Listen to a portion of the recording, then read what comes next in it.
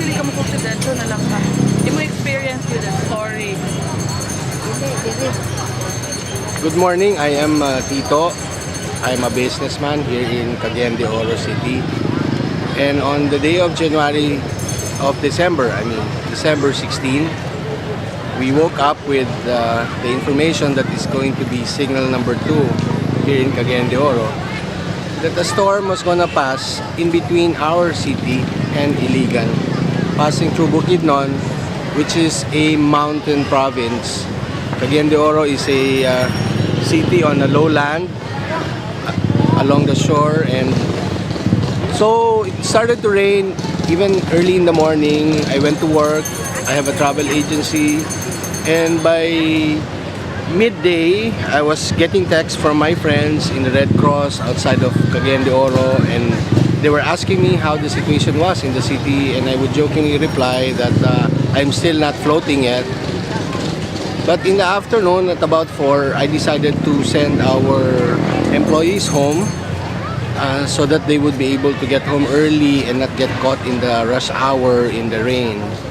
But I noticed that as I was going home, here in Cagayan de Oro, in the Central Plaza we call Divisoria, on weekends, Friday and Saturday, we have what we call the night cafe. It is an activity by the mayor. He closes the plaza to transportation, and then people put up food stalls and ready to wear all these goods, and then people converse, they drink, they eat. And I noticed that even with the storm advisory signal number 2, people were still putting up their stalls. And when I got home, I opened my laptop and I posted on my Facebook account wondering why is the mayor not stopping the night cafe that Friday night when there is a storm.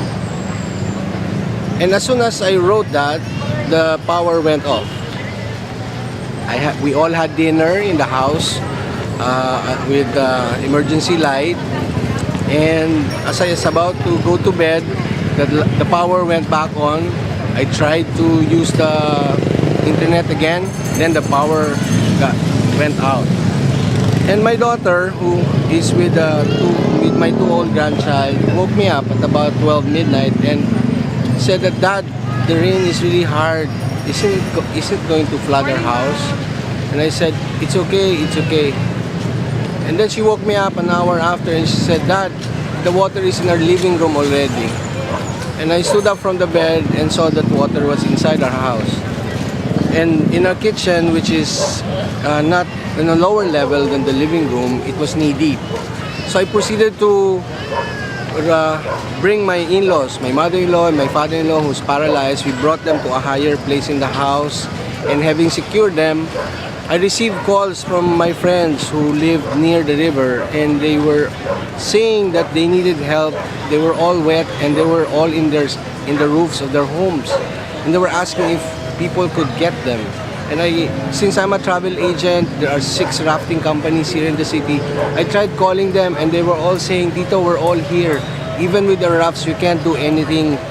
The current is simply too strong." And I couldn't get out of the house because I had I have my grandchild, I have my kids, my wife, and a paralyzed father-in-law. And I wonder if I leave the house, I have to bring them with me. So I said I'd rather stay home. But in the morning, as soon as the day broke, I went out and I couldn't believe what I saw. Sandbars which were tolerated by our mayor for settlement by homeless poor were totally wiped out. No homes remain standing where thousands of families live. I was just speechless. I was just staring at the bridge.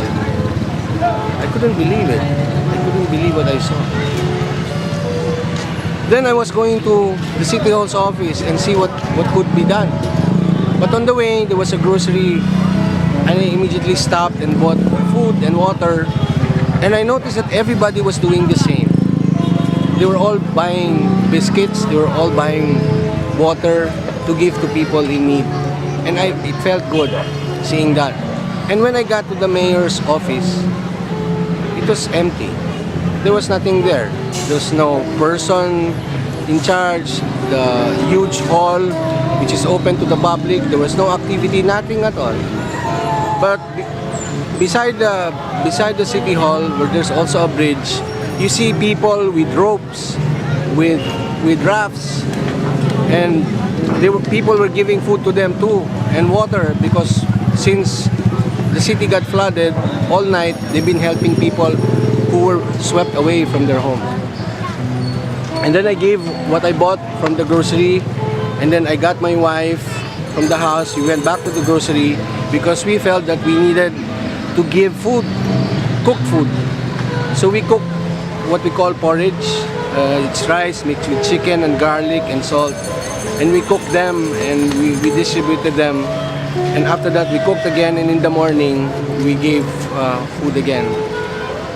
And then I realized my personal efforts were limited, and still the city hall was empty and no activity at all. So I volunteered with one TV network, and they were able to talk to a school, and they established the relief center there, and that's where I volunteered, because their problem was how to bring these goods to the city where most roads were blocked. It's all muddy, and people were just soaked wet and grieving, or maybe even shocked to react after having lost their families, their children, their parents. So that's what I was doing the whole, from Sunday to Monday to Tuesday, and then Wednesday I said, where is the mayor? I never heard his voice telling people, let's get together, go to City Hall if you need anything, call this number. Nothing at all. Relief organizations were doing this on their own. They went to another school. They also established a relief center there. Everything was totally uncoordinated. There was no central person coordinating all these efforts. But the thing there was the overwhelming support, not just from within the community whose homes did not get swept out, but also from people outside of our city, and especially from abroad. You know, for one truck that we are able to bring out from the gym, 5 truckloads of donations will arrive. People in bicycles, people in private cars will bring 1 kilo of rice, 1 sack of clothes. Everybody was just helping. And that for a while made me feel good. Thank you. And say that somehow Filipinos and those coming from abroad are just would like to help. Then I realized that who placed those people in harm's way and tolerated? Our dead bodies, those who were fished out from the sea, they were placed in the dump site because the funeral parlors were just too full and emitting foul smell. And the solution of our mayor was to put the dead in the dump site and burying them in vertical graves on top of each other. Then I said, this is not the mayor I want from now. So I started the recall notice, the recall initiative empowered by law, that any voter who has lost confidence in the mayor gives him the power to recall him. So I signed that first signature in January 7. And from that time on, we have grown to thousands. We may not succeed within the time frame that is allowed by law, but many have spoken. Many are saying that as above, so below. If you put a corrupt and irresponsible and somebody who is not willing to take the responsibility, he should not be mayor.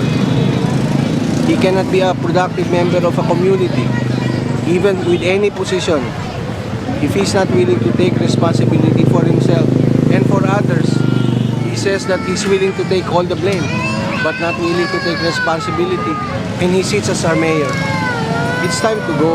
So we're campaigning here right now for people who believe that and who feel that the mayor has lost trust and confidence to lead our city.